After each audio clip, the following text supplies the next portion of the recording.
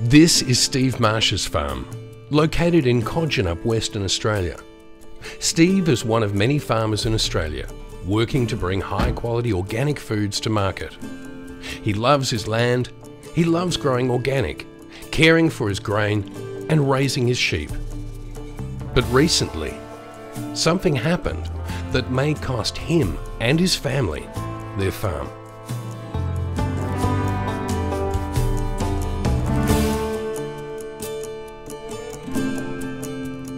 A neighbour informed us he was going to grow GM next door. We had some strong winds come in and that proceeded to blow the swath canola, GM canola, across and contaminate approximately 70% of my farm.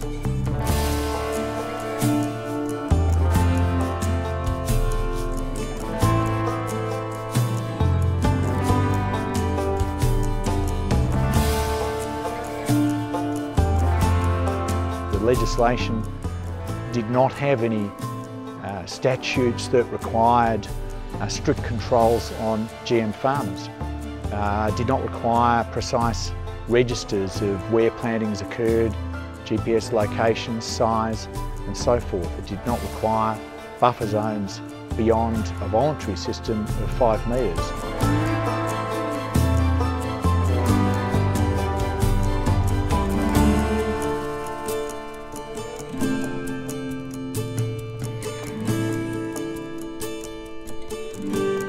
We've lost our certification.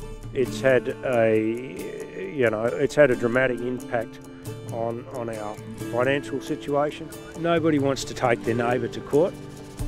The problem we found ourselves in, you just can't have such an impact on your livelihood, loss of income. At the same time, you have to protect yourself from the liability issues as well. And so, yeah, there was no other way to really go about addressing this issue.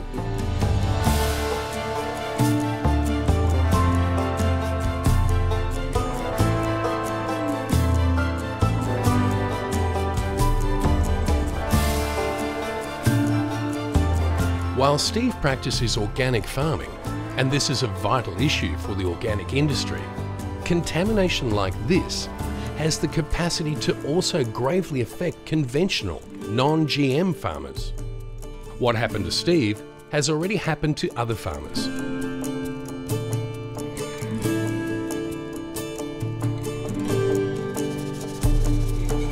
There's been a lot of concerns and proven risks to human, animal and environmental health as a result of releasing transgenic plants and products into our food system.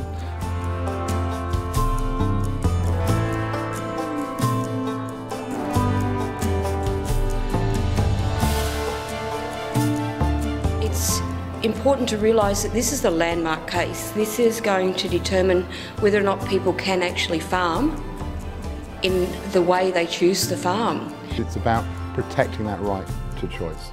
The choice of Steve to grow food the way he wants to grow it, and the choice for us to all eat GM-free foods if we want to. It's very clever by the GM industry to say we'll use common law to defend yourself and pursue it. The problem we've found is you lose a large part of your income, and then it costs you so much to take it to courts, particularly in a case like this where your opponents are very well organised and very well resourced. And no, it's been a huge relief for say Food and others to come in and support us. And obviously it shows a high level of concern in the community.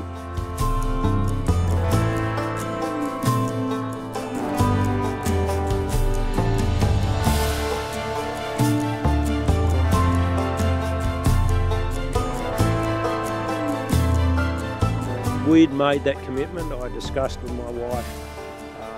We believe we're doing the right thing, and we made that commitment whatever the outcome, win or lose. And obviously we were prepared to put the farm.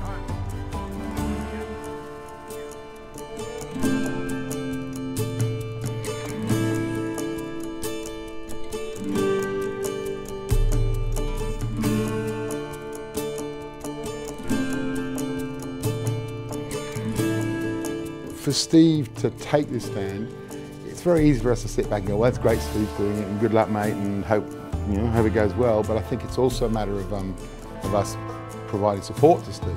Because what Steve's doing is fighting that one big battle for everybody.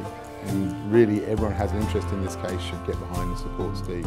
Because otherwise what happens is every farmer has to fight a Steve Marsh case, and that's hard to do. I support Steve Marsh's case to ensure that farmers have the right to grow GM-free food for all of us.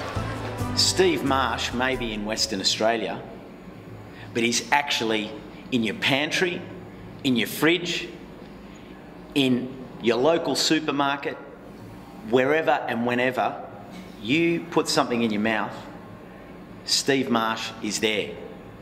We need to get behind him. Join me and the Safe Food Foundation in supporting Steve for your health and mine too. Big things grow from little things, big things grow from little things, big things grow from little things, big things grow from little things, big things grow from little things, big things grow from